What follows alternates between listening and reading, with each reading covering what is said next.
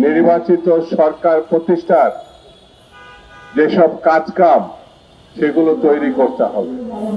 কোন দল বিশেষের কথায় নির্বাচন পরিচালনার জন্য ডিসি, এসপি এবং নির্বাচন সংক্রান্ত ব্যাপারে যারা থাকবে সেটি যেন না হয়। সেটি হলে দেশের গণতন্ত্র আশাহত হবে মানুষ। দেশ এখন কার্যত নানান বিপদের মধ্যে আছে। একদিকে নিরাপত্তা নিয়ে মানুষ উদ্বিগ্ন, যারা কাজ কামে যান। গতকাল মিরপুরের যে ঘটনা, 16 থেকে 20 জন সেখানে ভয়ঙ্কর ভাবে আগুনে পুড়ে মারা গেছে। আমি তাদের রুহের মাগফিরাত কামনা করছি। সরকার কিসের জন্য আছে? সরকার মানুষের নিরাপত্তা নিশ্চিত করবে। রাস্তাঘাটে বেরোলে মানুষ অনিরাপদ বোধ করছে। আমি সরকারের কাছে দাবি জানাবো, অনুরোধ করব এই দিকে নজর দেওয়ার জন্য। বন্ধুরা, অনির্বাচিত সরকার না, নির্বাচিত সরকারই গণতন্ত্র প্রতিষ্ঠার নেতৃত্ব দিতে পারে। যদি গণতন্ত্র প্রতিষ্ঠা না হয় তাহলে স্বৈরতন্ত্রের পতনের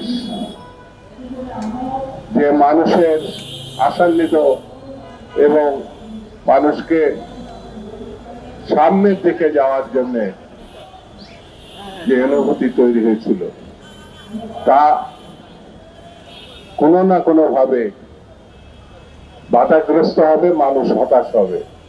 সেই জন্য আজকে যারা সরকারে আছে তাদেরকে মানুষের পাশে দাঁড়াতে হবে।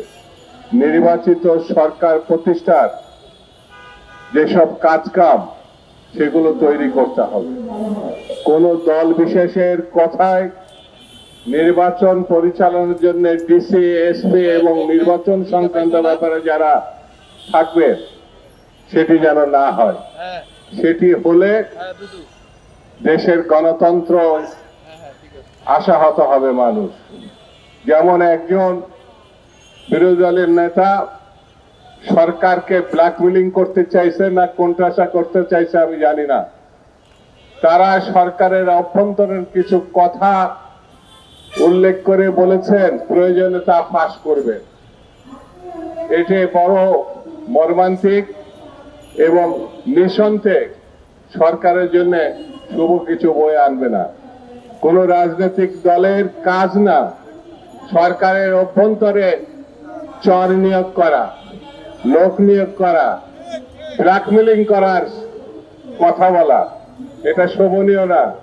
গণতন্ত্রের জন্য আইনের শাসনের প্রেক্ষিতে এটা পানিশমেন্ট যোগ্য, এটা বেআইনি। সেই জন্য আমি বলবো, সরকারকে ব্ল্যাকমেলিং করে যারা সুবিধা নেওয়ার চিন্তা করছেন সে ব্যাপারেও সরকারকে সতর্ক থাকতে হবে। আমরা জানি এই দেশে যারা গণতন্ত্রকে হত্যা করেছিল তার শিকন্ডি হচ্ছে শেখ মুজিব।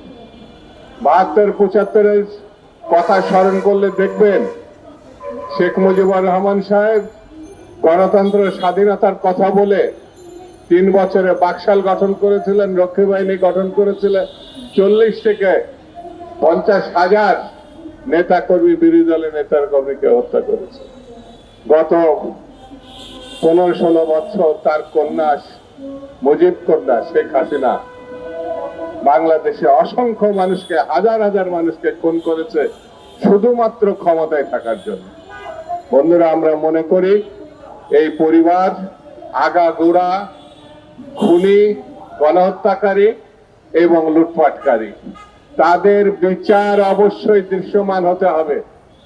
এই খুনিদের কোনোভাবে পুনর্বাসন করা যাবে না এবং এই খুনিরা যতক্ষণ পর্যন্ত থাকবে পার্শ্ববর্তী একটা দেশ বাংলাদেশকে বিপন্ন করবে এবং এই দেশ আমাদের আগাগোড়া সবসময় গত 54 বছর ধরে আমাদের দেশটাকে নিজের কলোনি হিসাবে, নিজের দেশ না, বন্ধু না, তারা আমাদেরকে শোষণ করেছে, এখনো তারা শোষণ করে যাচ্ছে। গত 3টে নির্বাচনে তারা একবারের জন্য বলে নাই এটা নির্বাচনের মতো নির্বাচন হয় নাই। সেই জন্য বন্ধুরা, আমরা মনে করি এই সব বিপদ আপদ ষড়যন্ত্র রুখতে হলে আমাদেরকে ঐক্যবদ্ধ থাকতে হবে, এবং ঐক্যবদ্ধ না থাকলে আমাদের যা অর্জন, গণতন্ত্রের যে সম্ভাবনা, সেটা ধ্বংস হয়ে যাবে, সেটা আমরা প্রতিষ্ঠা করতে পারবো না। যে সাধারণ জনগণ থেকে শুরু করে যারা 24-এর গণ আন্দোলনে সক্রিয় ভূমিকা পালন করছে, তাদের একটি নির্বাচনের দরকার।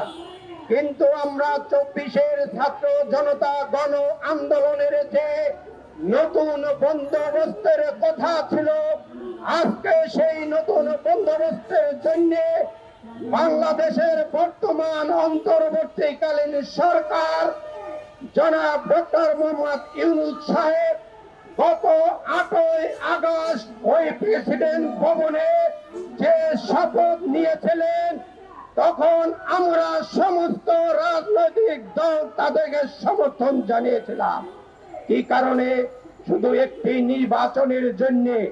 কারণ দীর্ঘ 17টা বছর জনগণ তার মতামত, তার সেই নির্বাচনের ভোট প্রদান করতে পারে নাই। ওই ক্ষমতাধর পালিয়ে যাওয়া ফ্যাসিস্ট শেখ হাসিনার কারণে আজকে বাংলাদেশে সেই নির্বাচনের জন্য ইতিমধ্যে একটি তারিখ ঘোষণা করা হয়েছে, এখনো তফসিল ঘোষণা করা হয় নাই। ইতিমধ্যে আপনারা শুনেছেন যে উপদেষ্টা মন্ডলের ভিতরেও নাকি, আমি জানি না, আপনাদের মাধ্যমে এবং সোশ্যাল মিডিয়ায় দেখতে পাই তারাও নাকি এক্সিট চাচ্ছে, আমি জানি না। কিন্তু প্রিয় বন্ধুরা, আপনারা জানেন, আপনারা সাংবাদিক, জাতির কলমের যোদ্ধা, কিন্তু আজকে সেই নির্বাচন নিয়ে ষড়যন্ত্র শুধু আমার দেশে নয়, পার্শ্ববর্তী দেশে আমাদের বন্ধু রাষ্ট্র বলি, কিন্তু এখনো বন্ধু রাষ্ট্রের পরিচয় দিতে পারে না এই ভারত।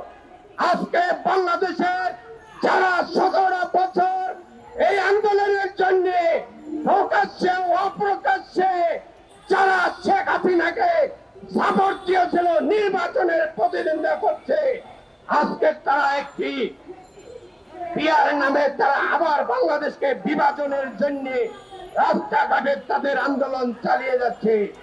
আমি পরিষ্কার ভাষায় বলতে চাই, প্রিয় বন্ধুরা, যদি আজকে পিয়ার হোক, ব্যালটে হোক, বাংলাদেশের জনগণ নির্বাচন দিয়ে আন্তর্জাতিক মানের গ্রহণযোগ্য নির্বাচিত করে যেই সরকার বাংলাদেশে আসবে, গণতন্ত্রের জন্য লড়াই করবে। আমরা কোন লোভ লালসায় ক্ষমতায় বিশ্বাসী নয়। দেশ প্রেমিকেরা কখনো এই লোভ লালসায় বিশ্বাস করে না। দেশ প্রেমিকেরা এই বাংলাদেশকে 71 সালে মুক্তিযুদ্ধ করে একটি স্বাধীন রাষ্ট্র লাল সবুজের পতাকা দিয়েছে। কিন্তু আজকে আপনারা জানেন, এই 24-এর গণ আন্দোলনের নতুন বন্দোবস্ত 17ই অক্টোবর জুলাই সনদ স্বাক্ষরের জন্য তারিখ ঘোষিত হয়েছে।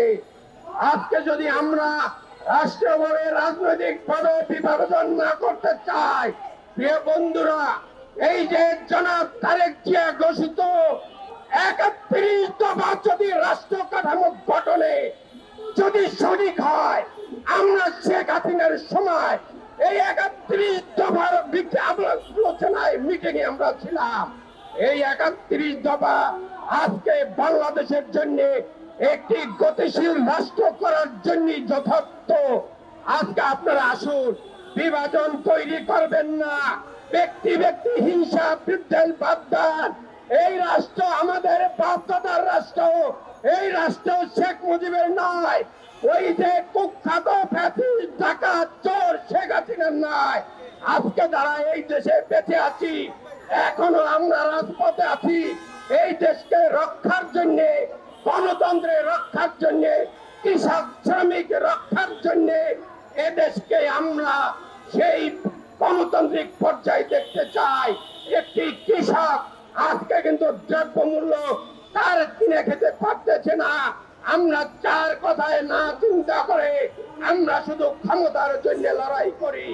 আমি আশা করি সবাই মিলে যেভাবে 42টা দল শেখ হাসিনার বিরুদ্ধে আন্দোলন করেছে, আমরা সেই আন্দোলনের মাত্রা ধরে একটি নির্বাচনের জন্য অপেক্ষা করি। changeTV.press, এক ফোঁটা হলুদ নেই।